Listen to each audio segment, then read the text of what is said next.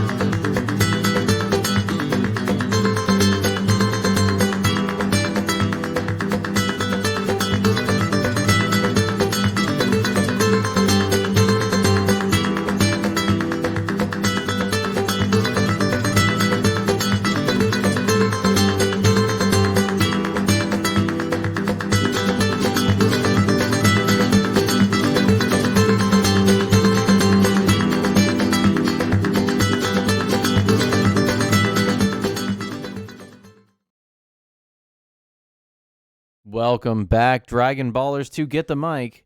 This is the only show where your host on the left, Owl, and your host on the right, Brock, dissect fiction for its mythological significance. On this episode, as usual, we're talking about Dragon Ball, episode 72, which is called The Devil's Toilet. I love that it is a huge swamp that's being filled by two toilets by demons. It's the excrement from two devils, in fact.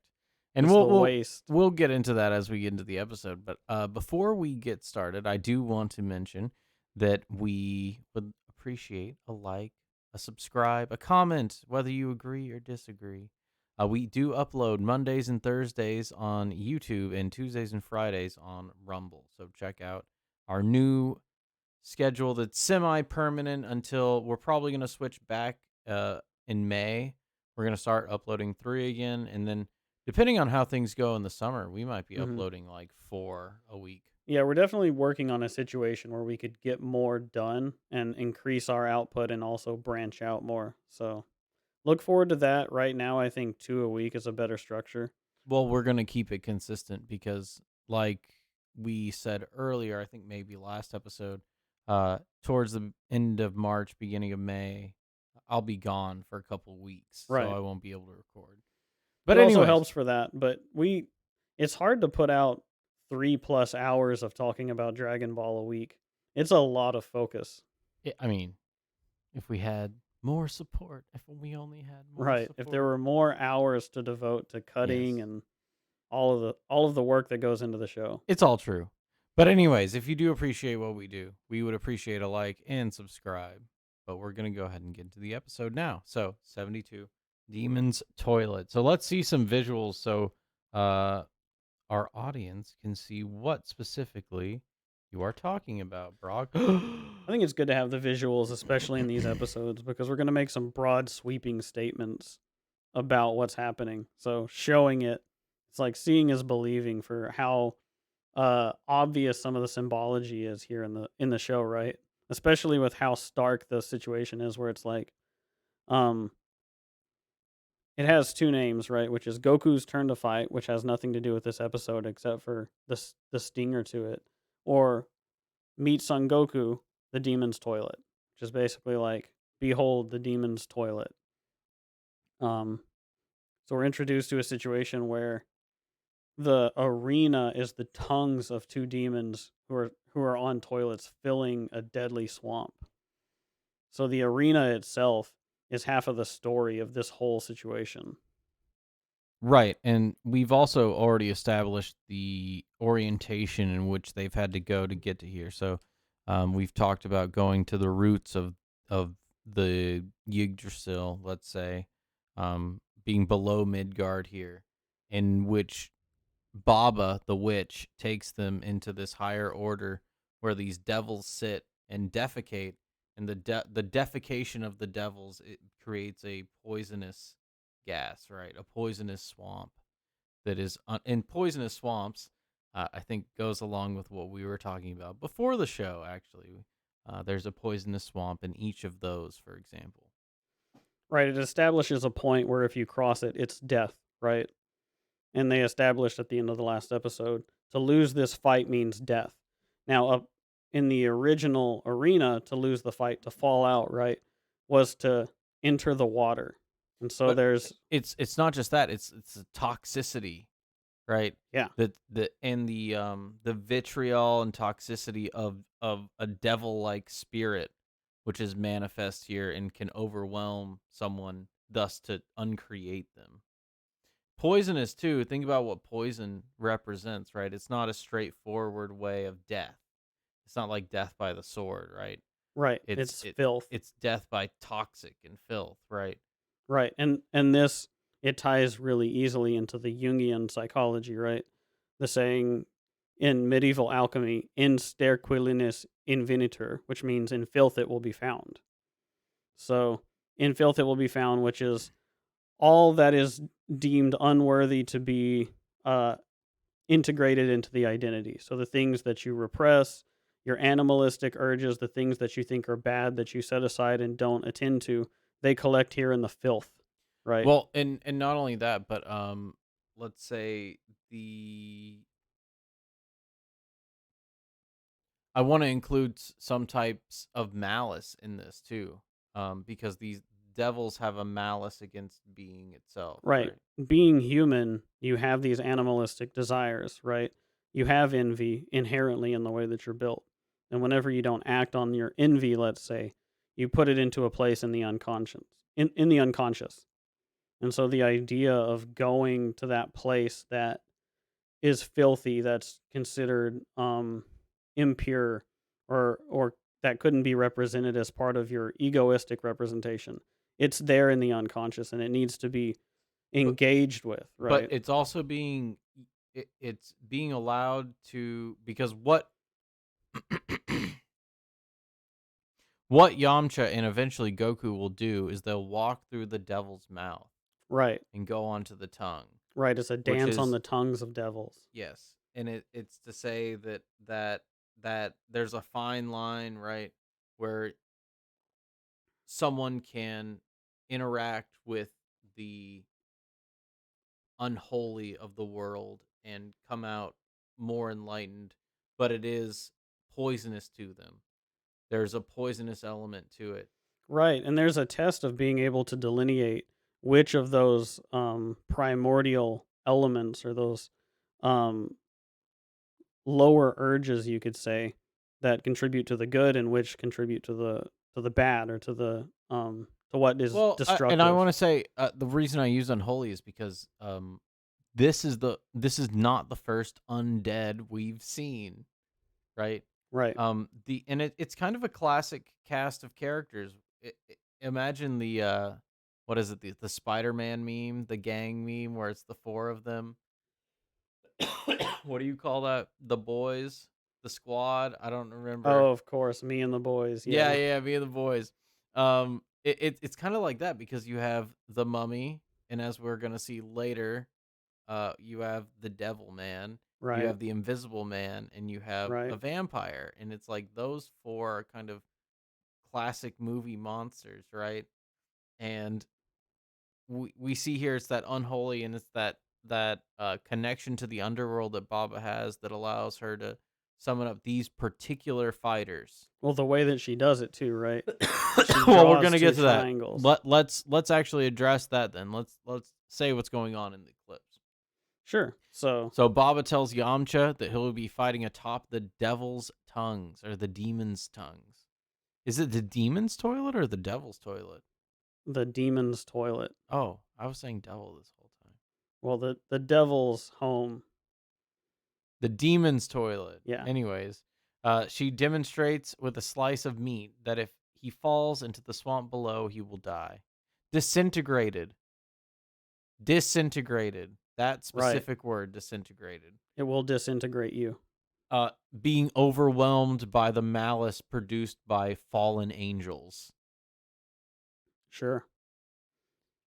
She then uses a spell to summon a coffin with a pharaoh on its lid from the mouth of the opposing demon. When Baba calls out to Mummy Coon, the lid of the coffin opens and a mummy rises out of it. Roshi tells the gang that no one has ever defeated the mummy. And we see it is an incantation that Baba invokes here to summon and resurrect the mummy. Right. So she draws the two arrows, one upward and one downward, right? Which is this, As above, so below, yeah. which goes back to that alchemical thinking that I'm kind of tying in here too, to deal with the filth, right? And so there is that dualism, and there's an Eastern alchemy that really pays homage to the dualism of chaos and order, right? And the above and the below, where you've got the logos, Well, dualism is a very key tenet of Zoroastrianism, right? right? And Zoroastrianism leads into Hinduism really clearly, Mm-hmm. which leads into a lot of this thinking, this Eastern mythology and mysticism. So it's great because the above and below having to deal with the logos and sort of the chaos of the world, so to speak. Um, we have to keep following our downward arrow here because she shows that she's going to reflect something upward. What is she reflecting from the upward realm that that she's going to summon down here, right? And I think that it is a test of integrating something that Goku has learned from Tao Pai Pai, right? That Yamcha has not encountered. And so that above and below here, she's summoning a spirit sort of on that caliber. What specifically about Tao Pai Pai? The integration of the monstrous, of the ability to kill. Okay. So, as Goku has done with Tao Pai Pai, what he's learned from being able to defeat him is integrate that orientation, right? Integrate that ability to kill that has raised the Mm, stakes where I it's don't know if apart from a game. it's not just that, because remember, with the whole lesson from Korin is how to map not just one spirit, but multiple spirits. Because remember, and we see later Goku do this to the mummy too, is that he learns how to map his spirit. The very first thing he does. It's a Right. Korin lesson. But and that's I how he want to get defeats into Tao. that in the next But section too. and we will get into that. But I don't think this mummy is as malicious as Tao. I think this mummy, and specifically with like Yeah, not the necessarily. ritual by which he summoned and the ornamentation of the sarcophagus he has, right? It's almost to say that he was like a ruler in life. It's that preservation of the maybe even the ancient king spirit, right? And that's partially what gives him the strength here. And it's something that Yamcha can't contend with because he obviously can't contend with any paternal spirit at this point. He's still the immature masculine. But Goku is actually, well, we'll get to it. Well, Goku has confronted No, the societal I don't father. want to get to it too far Yeah. because we'll get to how he defeats the mummy soon. But yeah, we can say that Goku has confronted something along those lines, though, that's upward on a mountain, right? But also, and think about too what a mummy is the preservation of the physical form of someone who's died.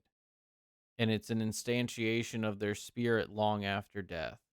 And this is an example of the spirit of the pharaohic kings, right, instantiated into one mummy.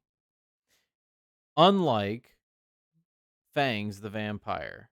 Fangs the vampire was not that because he wasn't Dracula.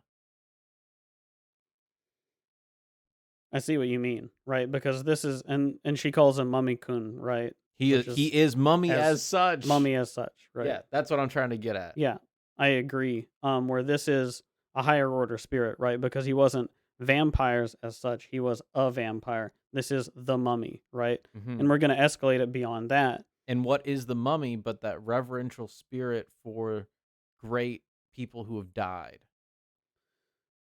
Partially, yes, but I also want to orient it downward, right? That's And no, I was answering your question of yeah, what she's pointing upward. exactly, right. Yeah. So the what I would say then also is that the threshold that Goku passes by integrating what he learns from Tao, which is what takes it from the game to something higher stakes than the game, I right? see what okay, I see what you And mean so now. Goku, Because having Tao passed he Tao learns a Pai lot Pai, from Tao, right? but the what was the sticking point for me was when you said how he defeats him, and I for some I thought I Now the misconstrued reason what you the were saying. reason that I am tying it in there though is the stakes of this battle, No, right? right, and now I understand Which where is you're going established with as it. death. The point by which losing this battle, instead of it being, let's say you land in the water up above and that leads you into unconscious, right? It's your mode of being is defeated and you must reflect upon what it is and integrate. And so you go into the water. This, if you're defeated, it kills you, right? And that's the stakes of what happens with his confrontation with Tao is he kills the father, right? And so Right, that's so because of that, right, and the fact that Goku can integrate the ability to kill, because if Goku defeats this opponent, he essentially kills them, right? Now, the question is, can Yamcha do that? we'll see. Well, we've already spoiled it. We'll see. Right. So, right, and I do also want to mention the magical words that she uses to summon Mummy Coon, right? Hmm. So she says, in the English, "Rise again and be reborn once more," right? And it this is another Eastern mythological idea of the life repeating the cycle after death, right? Rise again and be reborn once more. It's she's calling forth to him multiple times. It's almost as if she's saying, "Hey, this rebirth, I'm choosing what it is, and it's the same that it was before, represented again." Yeah. And so he is instantiated here, and Roshi is kind of the hype man for Baba in this. So he basically says, no one's defeated this mummy, which makes sense because this mummy at being an instantiation of Above the individual. it is hard to overcome Yeah, for an individual.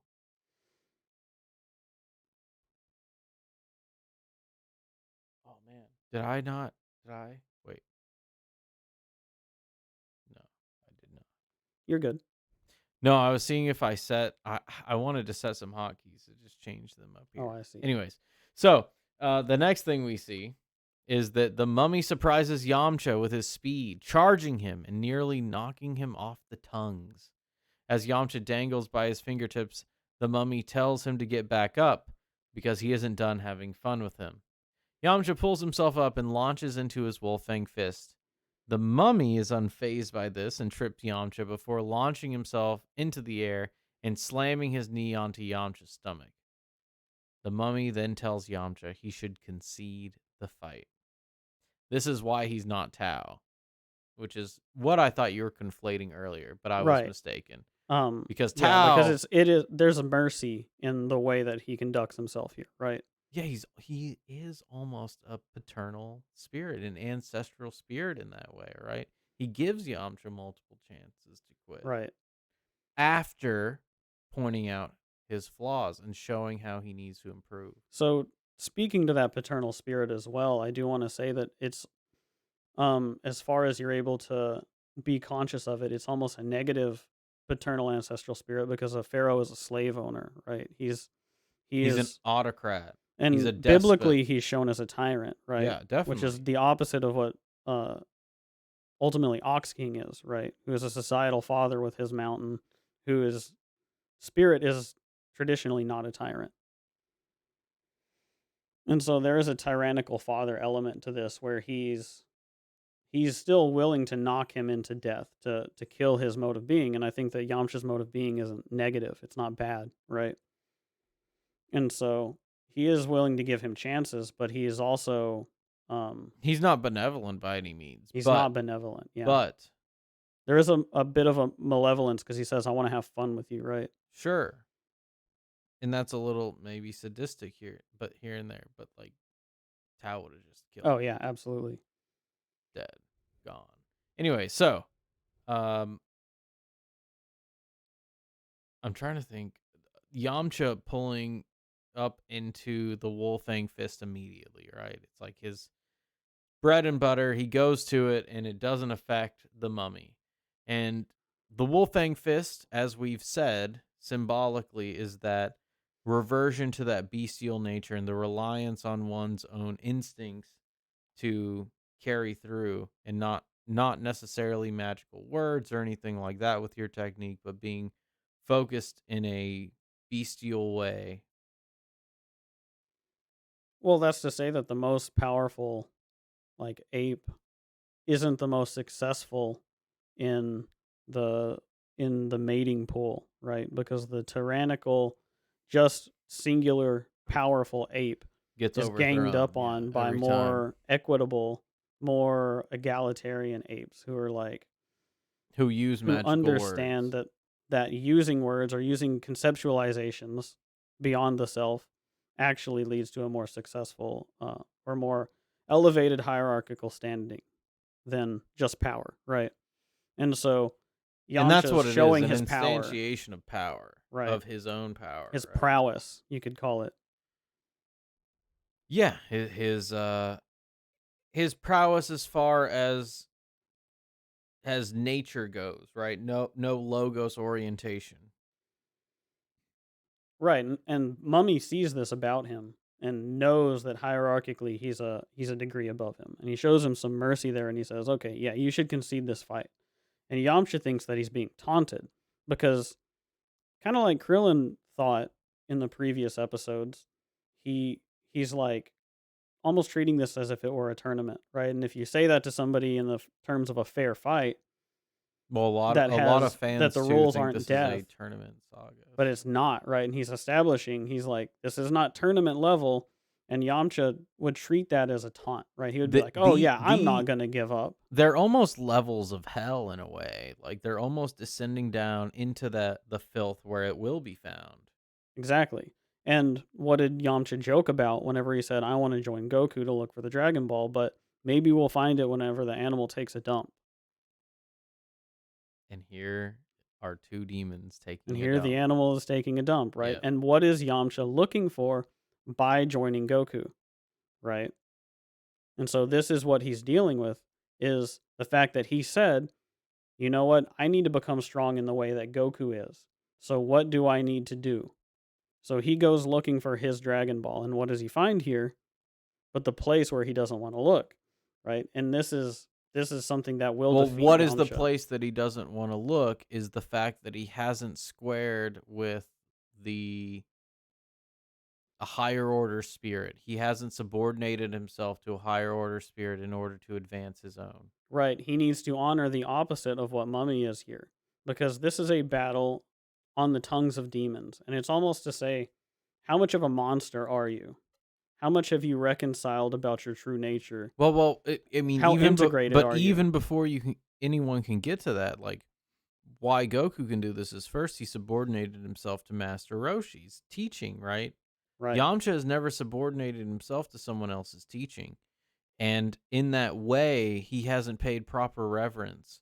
And so there's no way he can even fathom how this paternal spirit could be defeated. Right. I like that Peterson talks about this whenever he says that knowing yourself is knowing that you could be like a Nazi soldier, right? And that's kind of right the And that's the that Pharaoh. here we are down in the roots. Yeah. Yeah, I know what you mean. And so could Yamcha conceptualize himself as that? Could he see that in his nature and be able to integrate that that's something to contend with? But another reason, so not only does Yamcha not pay proper reverence, but he hasn't oriented himself in the proper way. He's on this path to get stronger. But for what end? There's no end. Exactly. It's Yes. just it's almost aimless. And this is to ask him to what end is that strength, And right? so even that's another shortcoming of his here. And even worse. I mean, he's stronger than Krillin, sure, but not by much. It speaks volumes about him because Krillin does have it, right? He's trying to emulate Master Roshi. It's just that Krillin isn't as strong, right? Well, and the reason is because his strength by subordinating his spirit has shown such results, he thinks that that's enough to satisfy all obstacles. Right. And so that's to ask the question, what would make Yamcha stronger?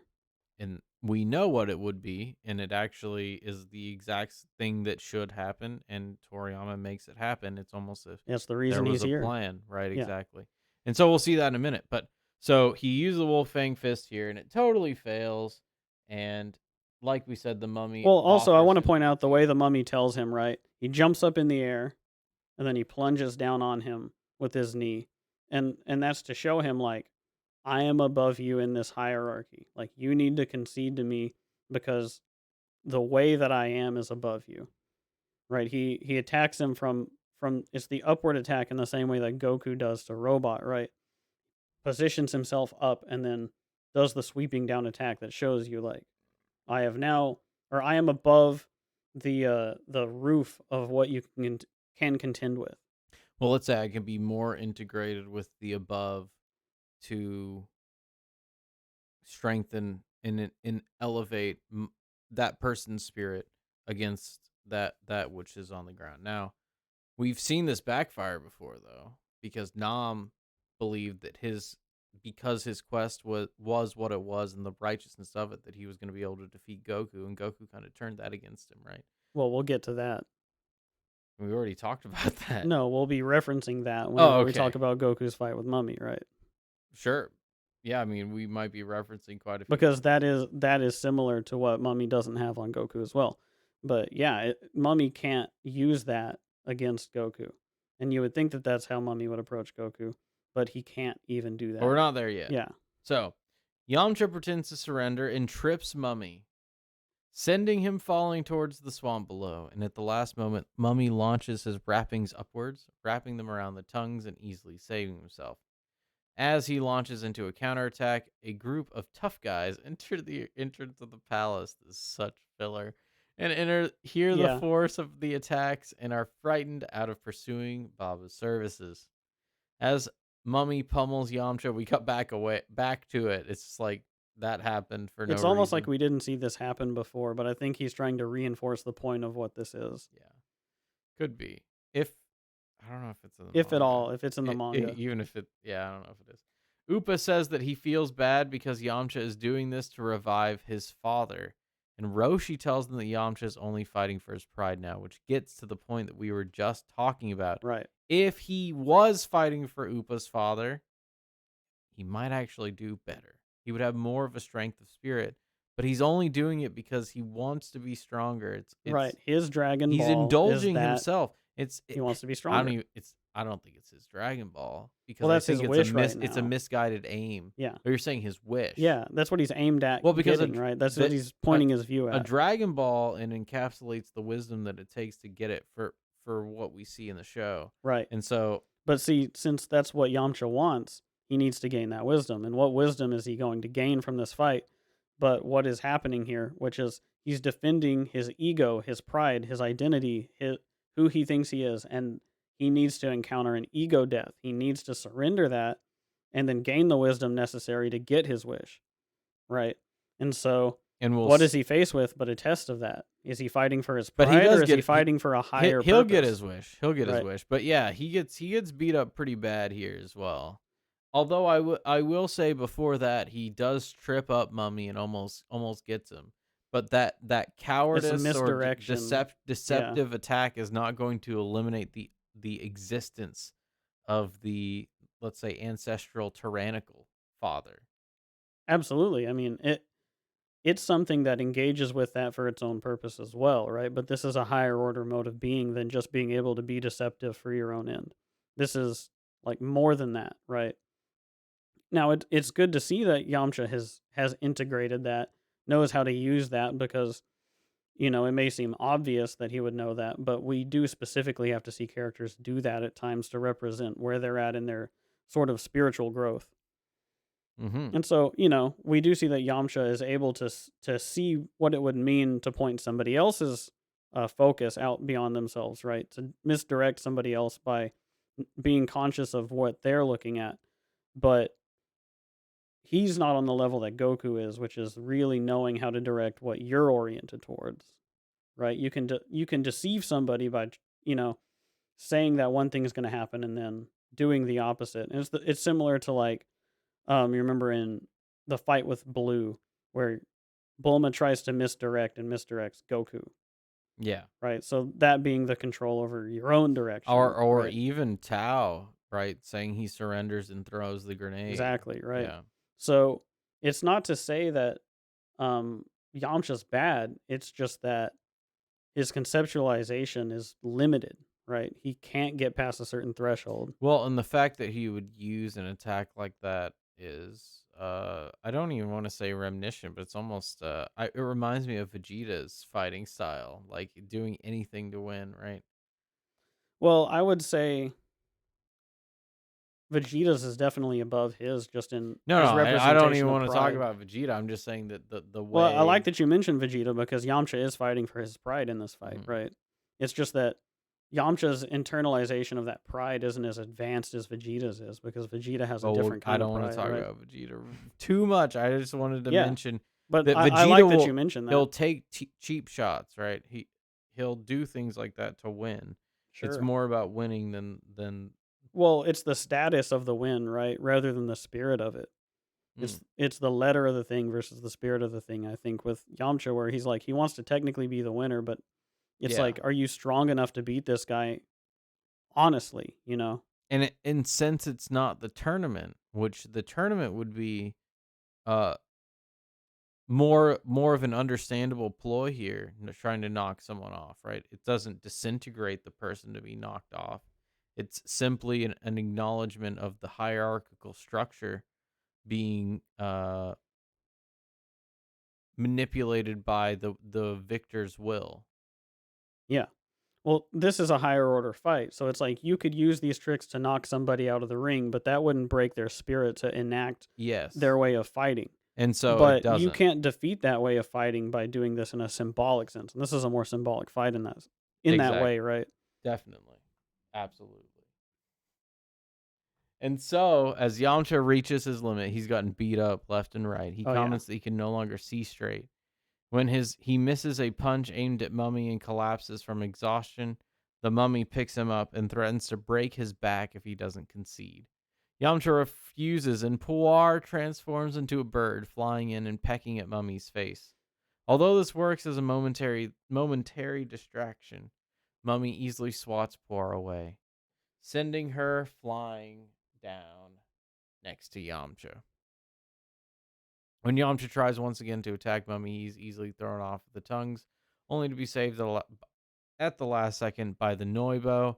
And after rescuing Yamcha, Goku steps in to challenge the Mummy. And that's actually where the episode ends. So a couple more things to talk about here. Puar obviously comes in, but before that, the the idea of breaking someone, right? Uh, that the tyrannical ancestral spirit that only that powerful succeed and the subordination of one spirit to another is not necessary because pharaohs don't do that, right? Uh, Right. is what threatens to destroy Yamcha here permanently by breaking his back. Right. And well, he says that I should say Yamcha says he can't see straight whenever he's trying to attack him now. And it's like He's so disoriented, discombobulated. Yeah. almost disintegrated. Almost like if he fell, he would become fully disintegrated. Mm-hmm. And so he's so disoriented that his sight is impaired, right? He can't see Mummy. And, whenever someone says, oh, I couldn't see their attacks, whenever they're talking about a fight, you know that they're talking on a higher level. They're not saying, oh, they punched too fast. They're saying, the significance of what they just did is above my sight, Or right? the way they just act is incomprehensible to me. Exactly. And so Yamcha is no longer able to see Mummy clearly Yeah. in this fight. And so this is This is his limit. He's actually it's a limit case for him now. He's reaching the point where he can't even fight with him. But by doing so, he is in the zone of proximal development. Absolutely. And so you as he is about to lose or about to concede or have his back broken, Puar flies in as a bird and distracts the mummy, pecks at his face. Now as we've said about Puar, it's that disembodied feminine spirit from the immature masculine Yamcha. And it comes to save him here, I think, because specifically he refuses to give up. And it's kind of a boon to him that saves him from the backbreaking nature of the defeat. I think that this is directly representative of the fact that Yamcha is more tied into the idea of what his strength would mean than actually the reason that he should be strong in the first place. That's true, yeah. And so he's unwilling to save his body for his identity, for his head, right? And so his body, or you could say his feminine aspect, his chaotic element, right? The non logos half of him comes to try to pull him out of it and say, protect what you are, right? Not just your idea of yourself, but actually protect what you are. Hmm. And it's so weak that it can't come up against Mummy, right? Not even a little. And so he's thrown off the side and saved by Goku with the Noibo. With the Noibo specifically, which is sort of to say, like, Well, that's hey, what would save him from the Pharaoh, right? Is that positive ancestral spirit from Goku. Goku's ability to project the respect for the positive ancestral spirit out and use it to do things. And he saves Yamcha by Yeah, extending his precisely. hand in that sense and pulls him out of the swamp, stops him from being disintegrated. Um, and then they have a short conversation afterwards. And Yamcha says, I didn't know somebody this strong could possibly be here, right? Basically admits that this is above what his perception was of strength. And uh, everyone questions if Goku's actually willing to have this fight, and Goku says, "I know I'll win." He's like, "It's already a foregone conclusion. I know I'm going to win this fight." Because Goku he knows. can see what the mummy is. So Now, during this fight, Roshi is watching and he's like, "Whoa, how fast? What speed?" And Goku says, "You think?" And Roshi looks over at Goku like, "Wait, what?" mhm. And so there's a hint here that the speed at which you're able to see something or the visibility of it is something that Goku can interact with possibly on a higher level than Roshi can, right? Possibly. Now Possibly. now we know how Roshi is, and we know that he will hype things up for the sake of the his students perceiving there to be challenges in the world.